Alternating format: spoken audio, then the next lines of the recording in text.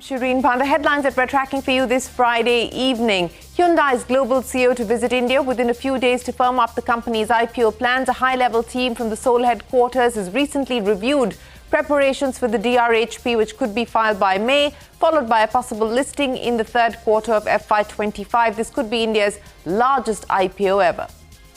The Sensex and the Nifty ended a record high after positive GDP data lifts sentiment. Bank stocks lead the rally. The Sensex and the Nifty gain for the third straight week. Read the GDP data with caution, says economists, after a 190-point divergence between GDP and GVA growth in Q3. Axis Bank chief economist Neelkant Mishra says the divergence is the highest in 10 years. Government official says lower cost of fertilizer subsidy and higher taxes led to the divergence. Car sales growth remained steady in February. Two-wheeler sales also rebound thanks to new launches and improved demand. But tractor and commercial vehicle sales remain in the slow lane. GST collections in February increased by 12.5% to 1.68 lakh crore rupees. World leaders condemn Israel after troops opened fire near an aid convoy where desperate crowds had gathered for food assistance, killing 112 Palestinians. Israel denies the charges. The White House says the incident is tremendously alarming. France calls it unjustifiable. India says it's deeply shocked. Turkey, Qatar are several other nations that call it a massacre. Google pulls multiple apps from its Play Store without disclosing the names for violating its billing and payment policy. InfoEdge and Matrimony.com confirmed receiving notices from Google. More than a dozen firms have taken Google to court over its billing policy. The Supreme Court is still hearing the matter. The WTO ministerial in Abu Dhabi extended by a day as 160 nations struggle to find consensus. Thailand replaces its ambassador after India protested about comments made on the subsidized food grain procurement program. Elon Musk sues OpenAI and its CEO Sam Altman over its relationship with tech giant Microsoft. Musk alleges OpenAI compromised its original mission to build AI systems for public welfare and transformed into a profit maximization entity under Microsoft. Hundreds of Russians risk arrest to pay tribute to the opposition leader Alexei Navalny, who died in prison 2 weeks ago. Mourners chant Navalny's name as his casket was lowered to the ground amidst heavy police presence.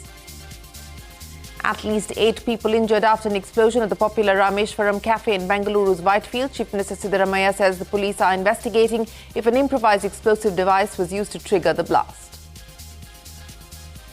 Also on the show, India heads into parliamentary polls. The MSME sector is not completely out of the woods after the pandemic. Huge credit gap exists despite government schemes. MSME owners add there's still some way to go on the ease of doing business and gender parity.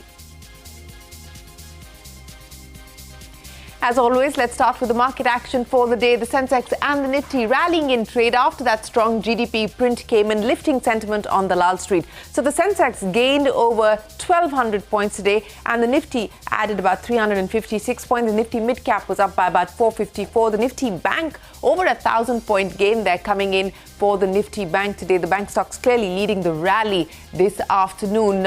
So for the week as well, we've seen the Sensex and the Nifty gaining 1%, so closing the week on a firm footing.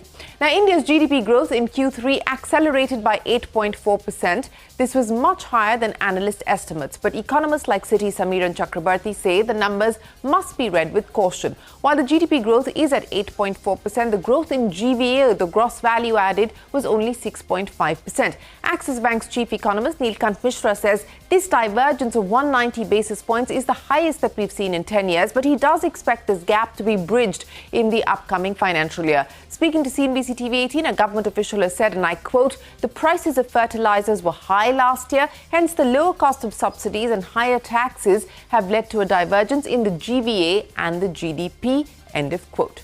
Now, the GDP data is also pointing towards a potential slowdown in consumer spending, while investments are leading to higher growth. According to the government's data, investment growth in Q3 was 12.2% compared to consumption growth of just 3.5%. Data from Retailers Association of India shows total sales growth has dropped from double digits in 2023 to just 7%. From double digits in 2022 to just 7% in 2023. In January of this year, retail sales growth has further slowed to 5%. Now, the big story this evening, Hyundai's IPO plans for its India business gathering steam. Sources have told CNBC TV 18 that a high-level team from the Seoul headquarters recently reviewed the preparations for the DRHP, which could be filed by May. The company also is likely to list in the third quarter of FY25 if all goes well. Parikshit is standing by now to take us through the details. Parikshit, so the largest IPO that India has possibly ever seen on the cards? Well, why is this important? Well, Hyundai has very high ambitions as far as the India market goes. It has been the second or number 3 car maker in terms of market share over the last several months. It is one of the top SUV makers in the country. It has been in India for the last 26 years and has big ambitions. Now, we are learning that the top CEO and president of Hyundai Motor Company, the global company, Jae-hoon Chong, is going to visit India sometime this month, and this visit could take place in the last week of March. And that would really lead to signing off on the company's DRHP, which is likely to be filed in the month of May. And the company is hoping for an IPO in Q3 of FY25.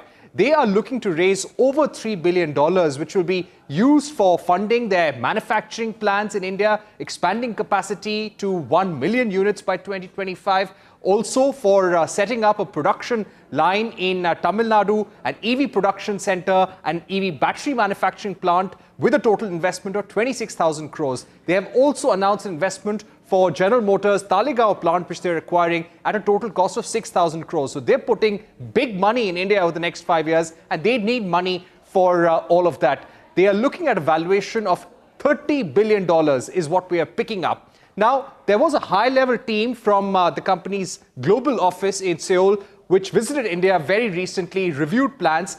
Legal advisors, a legal team has been set up within the company to drive the DRHP plans as well. The company would be looking at a dilution of a small percentage of shares for retail investors is what we're picking up. But this is, of course, subject to SEBI's approval. So the plan's on in full swing, and the company is looking at ambitious growth plans in India over the next 5 years or so. All right, Parikshit, many thanks for joining us. That's Hyundai's IPO plans in the making. Staying with auto, February car sales, a mixed bag, but most companies have recorded a yearly increase. Maruti seeing a 15% rise in its Feb numbers, selling 1.9 lakh units in the Feb month versus 1.7 lakh units year on year. Tata Motors sales up over 8% at 86,400 units. Let's talk about the two-wheelers now. Bajaj Auto sales up 24% at 3.4 lakh units. M&M reporting strong sales despite a weakness in the tractor segment. M&M's total sales up 24% at nearly 73,000 units. Royal Enfield are seen sales up 6% with units coming in at 76,000. Sales of TVS Motor up 33% at 3.6 lakh units. Ashok Leyland, though, disappointed with sales down 6% year on year at 17,400 units. GST collections for the month of Feb up 12.5% to 1.68 lakh crore rupees. This was aided by a 14% rise in domestic transactions and a rise in imported goods. The gross GST collection for February coming in at 18.4 lakh crore rupees for FY24, a jump of close to 12% on a yearly basis. After Axis Bank, Paytm is in talks with Yes Bank to open a nodal account for 197 Communications. Now, the move is aimed at ensuring seamless merchant settlements beyond the 15th of March. That's the deadline set for the Payments Bank by the Reserve Bank. We learned from sources that Paytm will also apply to the NPCI for a third-party application provider license with 4 or 5 banks. Remember, Paytm used to manage its nodal accounts through its own bank. That's the Paytm Payments Bank before the Reserve Bank's crackdown. Now, India's Financial Intelligence Unit has imposed a penalty of over 5 crore rupees on Paytm Payment Bank for violating the anti-money laundering laws. Ritu's here with more details. Ritu, there is a press statement that's been put out. Take us through what the penalty has been levied for. Well, Shireen, this is a statement from the Government of India's Financial Intelligence Unit, which has imposed a 5.49 crore penalty on Paytm Payments Bank for violation of its obligations under the Prevention of Money Laundering rules. Now, this press release says that they had initiated a review of the Paytm Payments Bank company on receipt of certain information that they got from law enforcement agencies about certain entities that they haven't named that were engaged in illegal acts, for instance, including organizing and facilitating online gambling. And FIU also found that the proceeds of this crime were routed and channeled through bank accounts which were maintained at Paytm Payment Bank by these entities, and therefore the Financial Intelligence Unit issued a show cause notice to Paytm Payment Bank for violation of prevention of anti-money laundering rules, which essentially means that there was not enough oversight on the flow of funds through the accounts at Paytm Payment Bank. And after considering the written and oral submissions that were made by Paytm Payment Bank, you now have the Financial Intelligence Unit imposing that 5.4 crore penalty on the bank. Keep in mind, this is very similar to what we've been reporting about the KYC lapses, which RBI also observed at Paytm Payment Bank, leading to the crackdown and the restrictions that the bank has now been placed under. To make it very clear, this is not on the founder, not on the company, but just the weak or the lack of oversight on the accounts that they have maintained, because of which RBI took that action. And now you have the Financial Intelligence Unit also fining the bank. We've had Paytm Payment Bank making this disclosure to exchanges that it has been, it had received notices from law enforcement agencies looking into specific accounts. We also had reported earlier that there were plenty of dormant accounts which RBI had found in its own inspections, which is also all part of the reason why these restrictions were imposed. And now this is just the latest in a series of actions that we've seen against Paytm Payment Bank. Ritu, many thanks for joining us. And this is, as Ritu pointed out, something that we had reported. And this is what the Reserve Bank had mentioned as well. And now the Financial Intelligence Unit flagging some accounts that were banked by Paytm Payment Bank as being accounts that were problematic. Now, amidst compliance challenges in the fintech industry, the government aims to introduce risk-based uniform KYC norms across the financial sector. Sources tell CNBC TV 18 the proposed KYC norms are expected to follow a graded approach ranging from basic to very strong. The new rules are likely to be introduced by June. Finance Secretary TV Somanathan has asked all pay and account officers to bring all government departments on the e-bill platform. Speaking at an event, Somanathan said that officers must constantly monitor any cybersecurity threat to India's payment and accounting network. Listen in. As we contemplate the future, there's an ongoing requirement for monitoring cybersecurity. The country faces increasing cybersecurity threats at all levels, and we cannot afford to drop our guard. Well, that is the Finance Secretary TV Somanathan. CG Power stock up in trade after the company signed an agreement with Renesas Electronics Corporation and Stars Microelectronics to set up a semiconductor unit in Gujarat. Now, the joint venture will see an investment of 7,600 crore rupees over the next 5 years. CG Power expects a 10% profit margin from the semiconductor unit. Sony has moved the National Company Law Tribunal in Mumbai, challenging a plea by Zee seeking the implementation of the merger between the two entities. Sony claims the dispute should be decided through the arbitral proceedings as the two entities have agreed upon an arbitration clause. The NCLT will hear the matter along with other applications in this dispute on the 12th of March.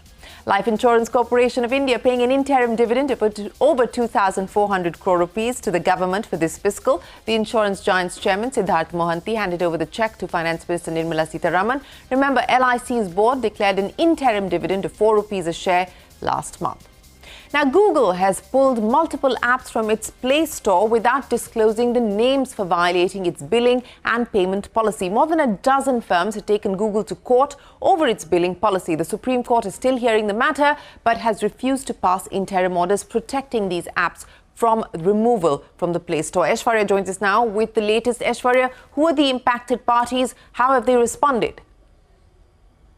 Google has issued a warning to 10 Indian companies that it would remove their apps from Play Store if they do not adhere to the platform's billing policies. The tech giant has sent notices to companies like Matrimony.com and InfoEdge demanding that they pay the 30% service fee Google charges for app transactions on its Play Store platform.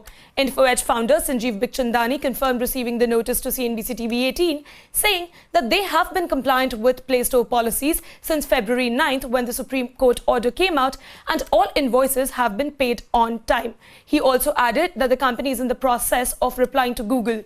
In a statement to CNBC TV18, Matrimony.com also said that its legal team is reviewing Google's notice and exploring next steps. To give you some context, on February 12th, a cluster of Indian startups wrote to Google requesting the search giant not to delist them till March 19th, when their special leave petition comes up for hearing. The company said that any precipitative step taken by Google would be extremely detrimental to all the participants of the ecosystem comprising of startups and app developers. They went on to say that previously too, Google had voluntarily extended its enforcement of Google billing payment system and user choice billing multiple times. Now, this letter comes after Supreme Court on February 9th agreed to hear pleas by several startups against Google's billing policies, but refused to pass an interim order protecting these startups from removal from the Play Store. Now, while Google has not revealed the name of these 10 companies, it said in a blog post that these developers had more than 3 years to prepare and comply with the payment policies. The search giant further revealed that it currently has over 200,000 Indian developers on Google Play who adhere to its policies. However, non-compliance of these 10 companies is creating an uneven playing field, putting other developers at a competitive disadvantage. This, the blog post had added. Aishwarya, many thanks for joining us. In fact, staying with that story, InfoEdge founder Sanjeev Bikhchandani has batted for an India-specific app store similar to UPI or ONDC. In a tweet tagging Commerce Minister Piyush Goyal, Bikhchandani wrote, and I quote, "Indian companies will comply for now, but what India needs is an app store or Play Store that is part of digital public infrastructure like UPI and ONDC. The response needs to be strategic." End of quote.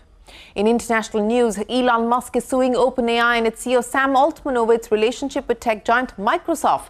Musk alleges that OpenAI compromised its original mission to build AI systems for public welfare and transformed into a profit maximization entity under Microsoft. World leaders have condemned Israel after troops opened fire near an aid convoy where desperate crowds had gathered for food assistance, killing 112 Palestinians. Israel has denied the charges. The White House says the incident is tremendously alarming. France has called it unjustifiable. India's External Affairs Ministry issues a statement saying it's deeply shocked by the loss of lives. Turkey, Qatar and several other nations have called Israel's actions a massacre. The Secretary General condemns the incident today in northern Gaza, in which more than 100 people were reportedly killed or injured while seeking life-saving aid. The desperate civilians in Gaza need urgent help, including those in the besieged northern part of Gaza, where the United Nations has not been able to deliver aid for more than a week. The Secretary General reiterates his call for an immediate humanitarian ceasefire and the unconditional release of all the hostages held in Gaza. No IDF strike was conducted towards the aid convoy. I want to repeat that. No IDF strike was conducted towards the aid convoy. On the contrary, the IDF was there conducting a humanitarian operation to secure the humanitarian corridor and allow the aid convoy to reach its designated distribution point. That's the latest from Israel. On to Russia, where hundreds of Russians risked arrest today to pay tribute to opposition leader Alexei Navalny, who died in prison 2 weeks ago. Mourners chanted Navalny's name as his casket was lowered to the ground amidst heavy police presence in Moscow. A huge fire broke out at a commercial building complex in Dhaka, killing 46 people and leaving many others injured. Fire service officials said the building did not have an emergency exit and cooking gas cylinders were kept in stairwells and restaurant kitchens. The cause of the fire is still being investigated. People in Iran have started voting in the first election since 2022. The protests over the mandatory hijab laws, the death of a young protester, Mahsa Amini, had galvanized many in the country to oppose the hardline rulers. Questions loom over how many will turn out to vote after boycott calls were issued by several protesters.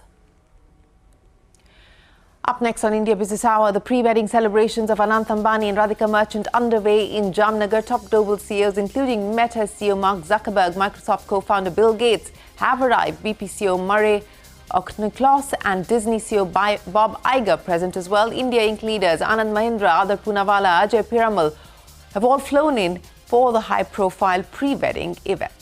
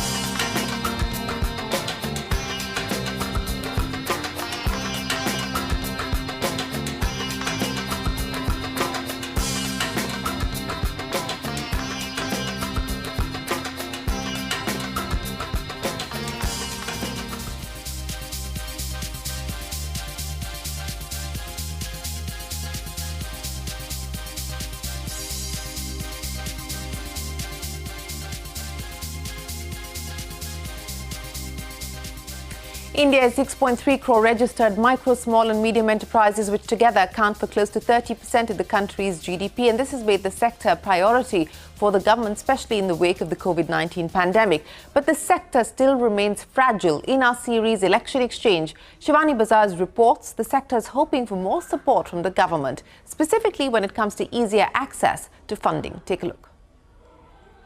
Well, the micro, small and medium enterprises, which is the MSME sector, comprising approximately 6.30 crore enterprises in India, has become a force in the Indian economy, promoting entrepreneurship and providing self-employment opportunities. But despite the government's initiatives such as the Mudra Yojana, the Credit Guarantee Scheme and the PM Vishwakarma Scheme, there is still a substantial credit gap in the MSME sector, ranging from 20 to 25 trillion rupees. The Mudra Yojana, a flagship scheme from the government, was specifically directed at supporting the MSME sector. The numbers indicate it has made significant headway. Since 2019, loans to the tune of over 14 lakh crore have been disbursed to micro, small and medium enterprises. But players in the space say getting the loans are not always easy, especially because Mudra loans are supposed to be collateral free and banks are reluctant to lend without collateral. I have approached around 4 or 5 banks, and when I have asked for any funds more than 25 lakhs, they have always asked for collateral, so which is as per government schemes, which is not required. So there we face, as a woman entrepreneur, we face challenge on getting the funds without collateral. The situation, many say, is trickier for women business owners. It is so harassing that the government is saying that till 2 crores collateral free loans will be given. But when we go to the bank says, ये कहने वाली बात है. Actually होता नहीं है. This is what I have heard from the government banks also. So when you say that, okay, I don't have collateral, okay, then you bring your co-partner to it. Co-partner means your husband. Mudra loans are not the only measure the government has taken to support the MSME sector, especially in the wake of COVID-19 pandemic. These include 20,000 crore rupees in subordinate debt for MSMEs, an allocation of 3 lakh crore rupees towards collateral-free automatic loans for business, including MSMEs, and earmarking 50,000 crore rupees for equity infusion through MSME Fund of Funds. Budget 23-24 earmarked around 22,000 crore rupees for the MSME ministry, 41.6% higher than the previous year's allocation. Numerous MSMEs have benefited from these schemes.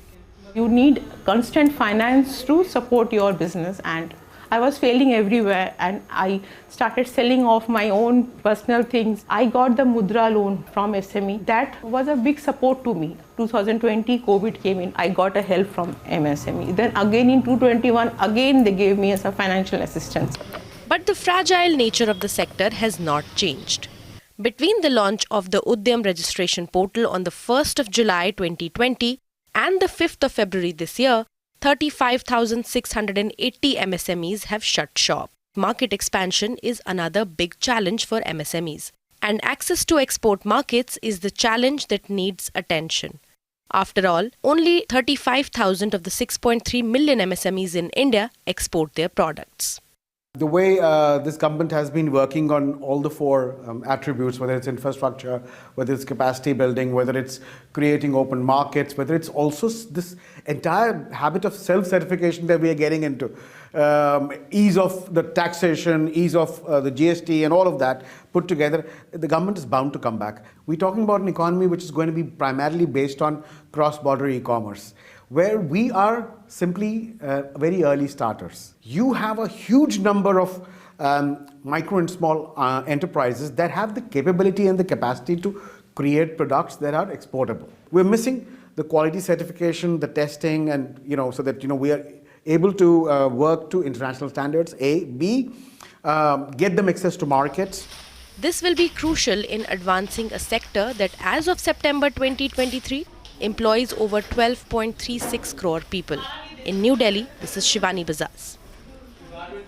Well, that's the first on our series Election Exchange. And with that, it is time for us to wrap up this edition of India Business Hour. But before we go, we leave you with all the action in Jamnagar as Global leaders and celebrities arrive for the pre-wedding celebrations of Anant Ambani with Radhika Merchant. Thanks very much for watching. Do remember to stay tuned to CNBC TV 18. There will be truncated trading tomorrow, so stay tuned for that and more. From all of us here for now, goodbye.